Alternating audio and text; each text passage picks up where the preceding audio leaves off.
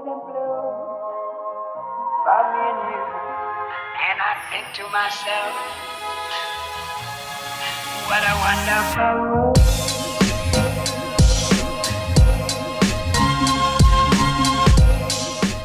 There have been many lost media that was either found or partially found this year. That's why today we will be covering some of them.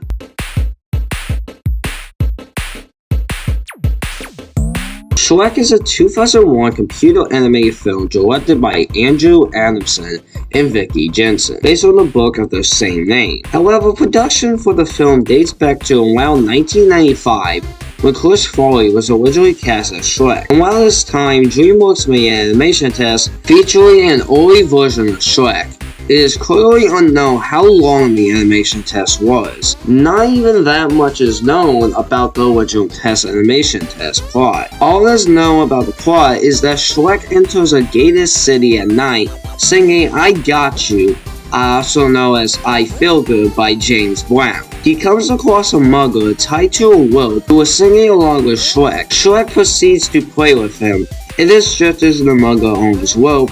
It sets him soaring in the night sky. Now, very little information is known about the topic, and all that remains of the actual animation test are still images. In April of 2017, YouTuber Uncle Spookums uploaded a storyboard version of the animation test. He later re-uploaded it in September of 2017 because he found more story was animatic. Since voices were absent from the original upload, he decided to voice over the missing lines by himself.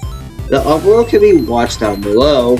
It is roughly 2 minutes and 23 seconds long. Considering the storyboard's existence, it's likely that the actual animation is either somewhere in the DreamWorks archives or in the hands of a collector. On July 30th, 2022, Lost Media Wiki user Dingo Man Boy, aka Doofus Man Boy on YouTube, found a sped up clip of the tape in an HD quality on a demo reel of a previous animator for DreamWorks pre-production stage of Shrek. It was uploaded to YouTube and slowed down/zoom so that every frame was visible, 31 frames total. It is partially covered by another film and has no audio. On August 14, 2022, YouTube user The Secret Life of Aliens uploaded 2 snippets of the test, a snippet with just Shrek, and a snippet with both Shrek and the mugger without the original audio. Footage comes from demo reels by another DreamWorks animator. On August 17, 2022, a video containing early models for Shrek and the mugger was found on the Hester websites. It's unknown if they were used in the final test.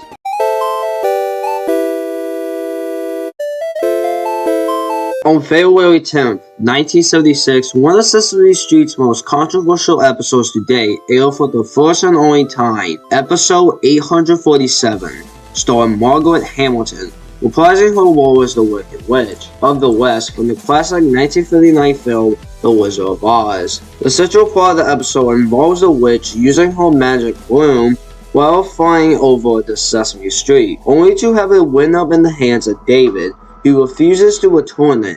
Skeptical towards the witch's intentions, as a result, she threatens to turn both paper and David into inanimate objects, a feather duster and a basketball respectively. Also suggested that she will make it rain inside Mr. Hooper's store if the balloon was not returned out of all of the Sesame Street residents. The only one to react favorably towards the witch is Oscar, even to the point of developing a crush on her. Although Big Bird also eventually warms up to the witch and is saddened when she leaves, comically dropping her balloon for a second time as the episode ends. In the days following the episode airing, a barrage of complaints was received by the children's television workshop, the majority of which were from angry parents whose children have been traumatized by Hamilton's frightening guest appearance. Due to the episode's overwhelming poor reception, several additional test grades were held the following month, although the results were generally inconclusive, with a large portion of the test audience appearing fascinated by the witch rather than scared. On account for green faces during this period, some families didn't have access to a color TV.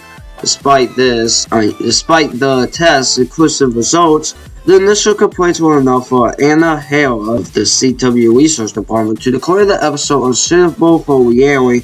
It has not been aired so publicly in any form since. Notably, Hamilton had made appearances a year earlier on Mr. Rogers' Neighborhood herself, dressing up in her witch costume at the end of the Mr. Rogers segment. In order to reassure children that the Wicked Witch of the West didn't actually exist and was simply a character, she also appeared months after the Sesame Street appearance on the Paul Lee Halloween special After the Witch. Acting more fun-loving and wacky, both were not met with any controversy and were generally well received. In February 2019, it was announced that over 4,500 episodes of Sesame Street over its 39 seasons will be archived in the American Archive of Public Broadcasting. Episode 847 was later confirmed as being included in the AAPB catalog, but it's already available for viewing at the Library of Congress. Jen Hibson Legacy President Craig Shimon hosted a screening of clips from the episode at the Museum of the Moving Image in New York City. On November 24, 2019,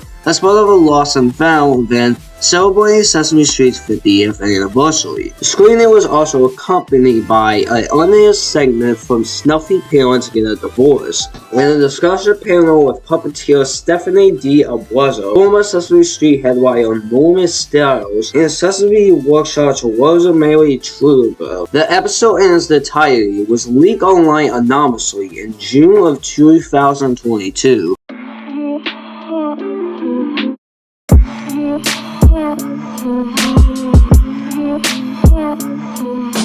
Back in 2018, Cecilia published an executive feature about the doomed attempt to remake classic anime Sailor Moon for American audiences. It was a fantastic story, but a search for unseen footage of the never-aired show sadly ended in disappointment. The project, known among fans as Summer Moon because of the involvement of kids TV producer Hayden Saban, and since the 1990s, been a subject of huge interest, not just for its bizarre overall premise. Loads of anime like Macross has been heavily localized for Western audiences, and we all know about Power Rangers, but rarely has something been completely remade. But because the show had been made yet never shown, as Cecilia wrote back in 2018, Sailor Moon's fandom is unquantified enormous. It's most extreme and has obsessed over the American live-action Sailor Moon show for decades. Same way die-hard Twilight fans might hate read the entirety of 50 Shades of Grey, or scatter Sailor Moon fan sites, true